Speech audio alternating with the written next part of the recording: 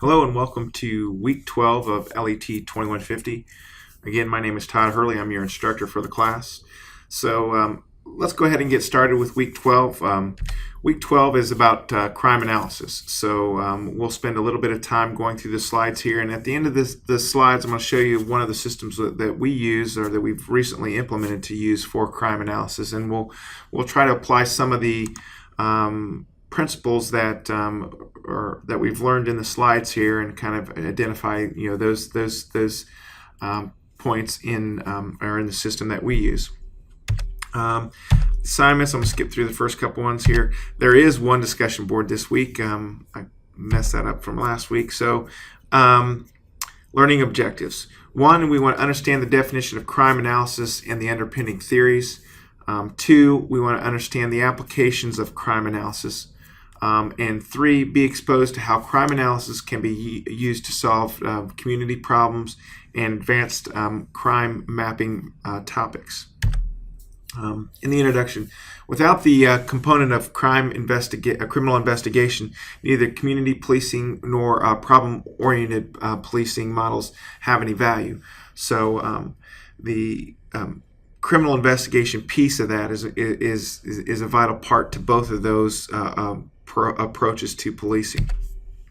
At the core, the function of the state and local enforcement remain prevention, investigation, and apprehension. Law enforcement is about preventing crime, investigating the crimes then that do occur, and then apprehending those people that are responsible for those crimes. Crime analysis and community-oriented policing. Problem solving is a critical component of the community-oriented policing model. An essential part of that problem solving is the examination of incidents, their relationships to each other, and the relationships to the underlying problems. So, being able to take the data that you get, look at the occurrence of the crimes, where they're occurring, when they're occurring, and how they're occurring, and then apply them to resolving those problems. How do we prevent all the thefts from vehicles that occur at the shopping malls or the movie theaters, and how do you prevent those type of things? You step up maybe foot patrols in the area, things of that nature. Crime analysis. One of the ways police officers use their expertise in problem solving is through the analysis of crime. So crime analysis starts with crime mapping, or crime mapping is a part of the crime analysis, and a crime may be a result of a variety of other factors. Crime analysis. Crime mapping is about problem solving. It's about the identification of the problem. Sometimes, I know this sounds a little, basic, but identifying that the fact that there is a problem. A lot of times, without crime mapping or looking at things geographically, sometimes the rate of occurrence, the number of occurrences that are occurring in the area really make it difficult to actually identify that there is an underlying problem in the area. So, that's a key. Using the information gained from the analysis to mitigate the problem. So now that we've pulled out this information from the analysis, how are we going to mitigate? How are we going to resolve the problem that's occurring in a particular area? That the scientific method is the science's world of the way that they approach problems.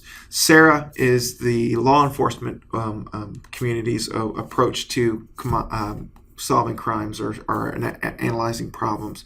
You scanning the situation, you do the analysis, you respond, and then you assess.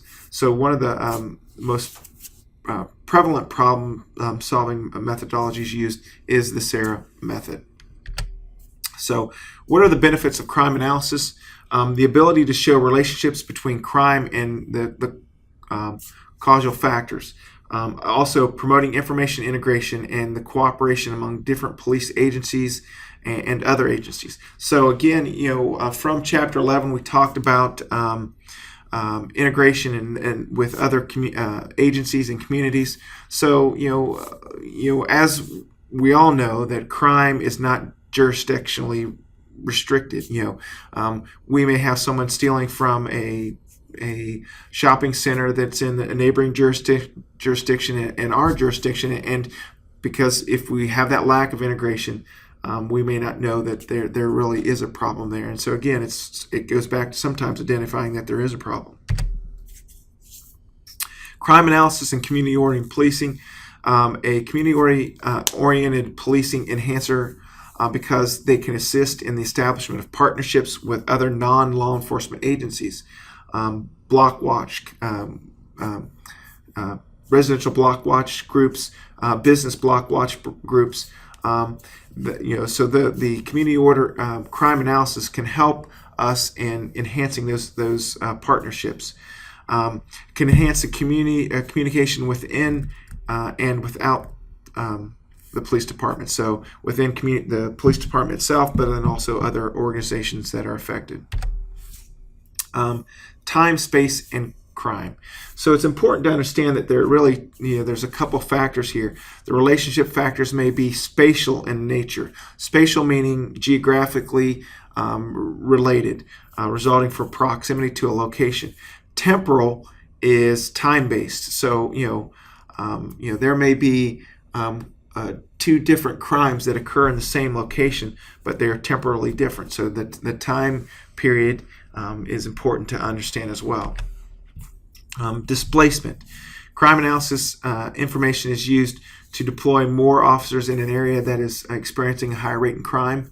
The deployment of more officers stops the crime from occurring and then it is displaced. So if more officers are deployed in a certain area, that may prevent that crime from occurring in that area, but it doesn't mean that they're not going to go down the road a ways to another opportunity and commit the crime there. So displacement is the moving of that crime from one area to the other. So displacement can be spatial or it can be temporal as well. So it's not only geographic space, but it can be time displacement as well. So, okay, if we have a bunch of officers out there in the evenings between 8 and 11, then what we may have done is say, okay, now that they're going to wait to commit those crimes to earlier in the morning, between 1 and 4 in the morning. So that is temporal displacement.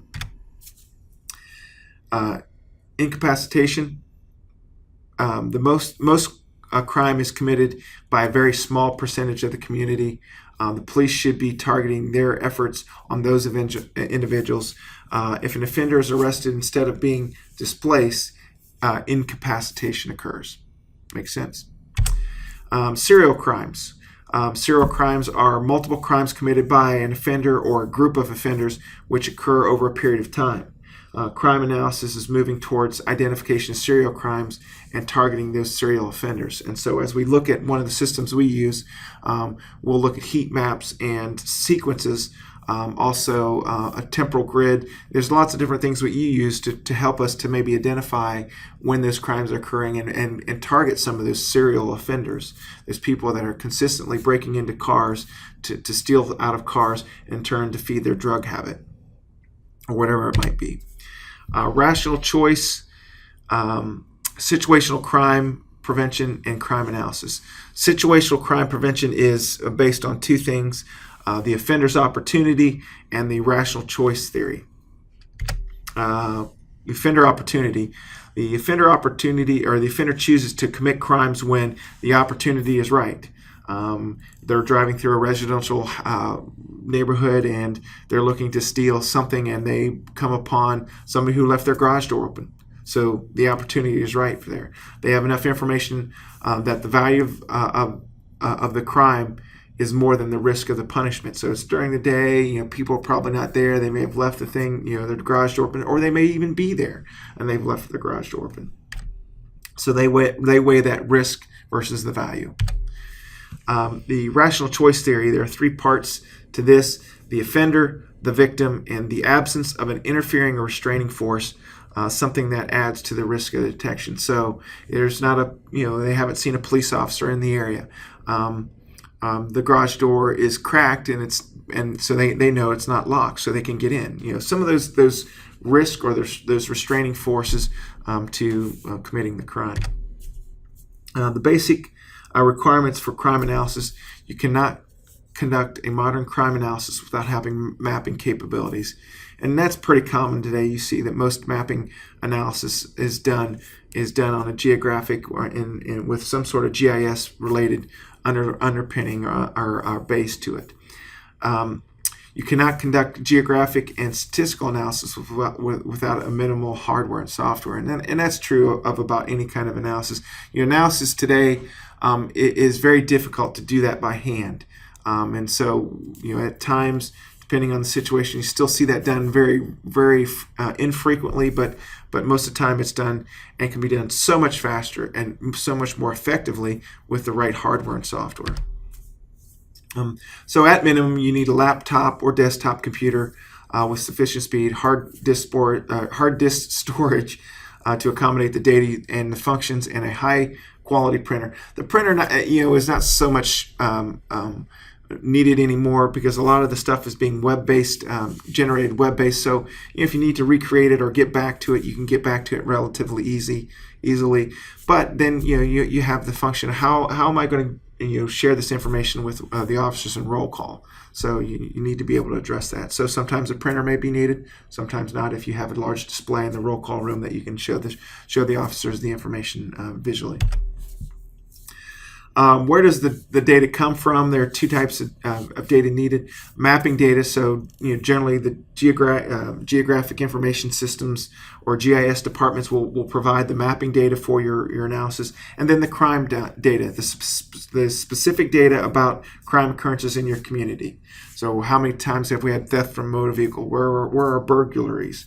Those kinds of things. That data that then can be laid onto the mapping data to give you a full presentation of that crime analysis. Crime analysis begins with statistical analysis, so looking at the number of occurrences, how they're occurring, when they're occurring. So it begins with that. Mapping is critical to crime analysis, but it's not the starting point. The statistical analysis is. The analysis of a crime. It begins with a look at the average occurrences as compared to another period.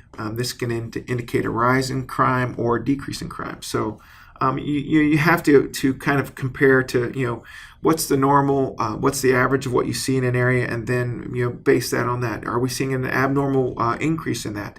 And then you start to look at what are the factors of that. After the initial the statistic analysis that indicates a rise, the search for patterns begins. So again, what we're talking about is search for patterns, time, date, method of operation, etc., that can lead to potential solutions. So identifying the specifics of the crime and how they're occurring then can lead to the solution of that crime or that problem. Hotspots. So the graphic here is showing the frequency at which crimes, or the problem in this case, are occurring. So the redder in color of the area means that's a hotspot, or there's more frequently occurring incident in that area. So the area traditionally has lots of crime or not. The area that usually increase. An area with an unusual increase. So the red area or the hot areas are areas with an unusual increase in crime. Forecasting. Love the graphic here. The use of mathematical methods to predict the next likely occurrence. So, if it occurred here, then it occurred here. Maybe it is as simple as 1 + 1 equals 2. So we can kind of do some mathematical models to forecast the next occurrence of a crime. Attempting to predict the future events by using past events as a guide.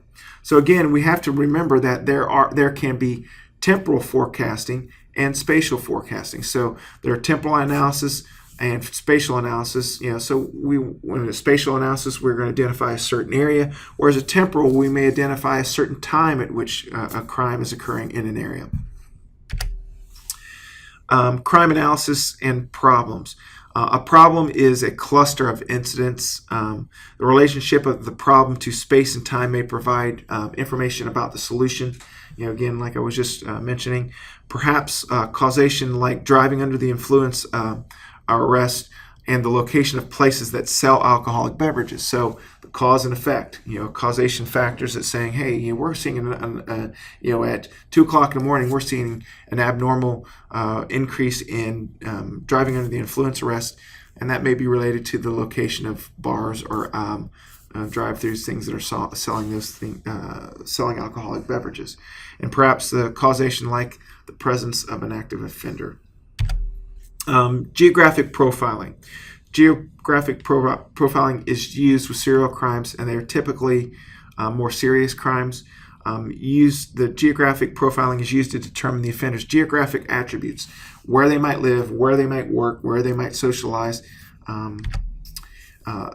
The task takes the attributes of time, space, behavior, targeting, and offender and analysis their spatial and temporal information in order to determine the offender's activity space or their hunting space or the area that they are using, that they are committing the crime. So again, it takes in time, space, targeting offenders, all in trying to determine what their activity space is.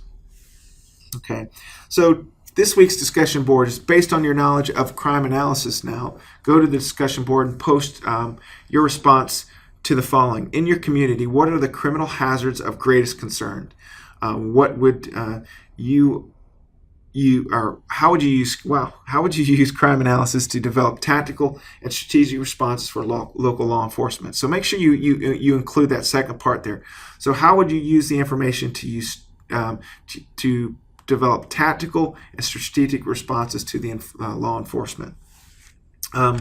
That's it for the chapter this week. One thing I wanted to show you here is I'm going to escape out of this, and I'm going to show you one of the systems that we use to, and that we've just recently deployed, that we use to do some of our crime analysis. This is called, our Crime View dashboard. And so what it's doing is it's taking the statistical information and it's kind of grouping it all together. It goes through this and it prepares the information so that the officers can look at it on a daily basis, see how the data is changing, how some of the strategic decisions they're making on how they're deploying their forces, and maybe looking at then once they deploy the forces, some of the tactical ways that they're going about to maybe solve some of the problems.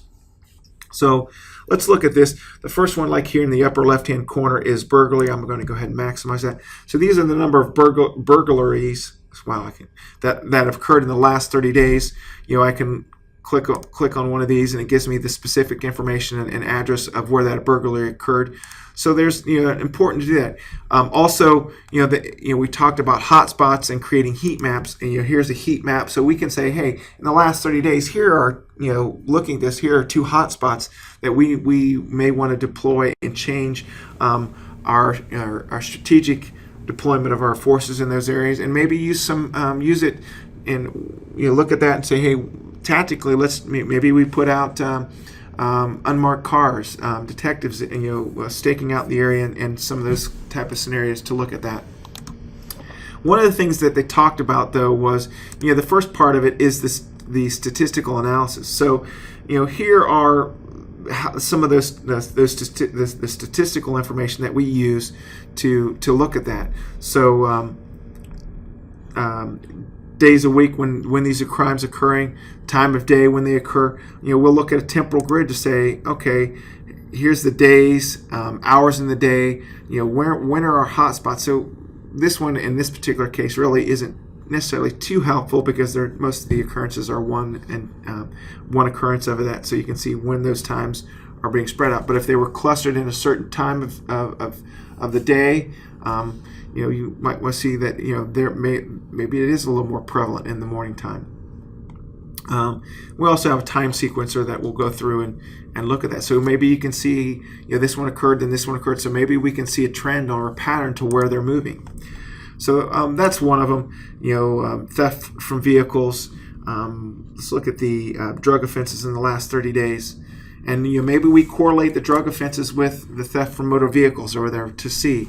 And again, we can look at the heat maps of this, look at the areas. How does that correspond to what the burglaries or the thefts from vehicles? Is that in a similar area or adjoining area, or maybe they robbing in a neighborhood, then going to another spot and then looking to maybe buy drugs or whatever it might be. So again, this is just a tool that we use. It's one that we found to be very helpful. So a lot of the analysis is done on the back end by the system itself, and so it prepares the information and gives that information to the officers at a couple clicks. So again, when I was talking about not necessarily needing a printer to do print out maps, this is all web-based. The officer can log into it at the desktop or out in the cruiser if they have access to it, and it is a web-based utility. So it's something that we use, something I thought I'd share with you. I think I might have shared with you earlier in the class as well. But again, when we talk about crime analysis, it's one way that we are using GIS and employing some of the methods of the crime analysis to look at trends and those types of things. So, well, I hope if you have any questions about this week's lecture, please feel free to get a hold of me. As a reminder, we will have a quiz next week, so just wanted to make you aware of that. Make sure that you're planning for that, and that quiz will cover chapters 11 and 12. So if you have any other questions, please feel free to let me know. Thanks.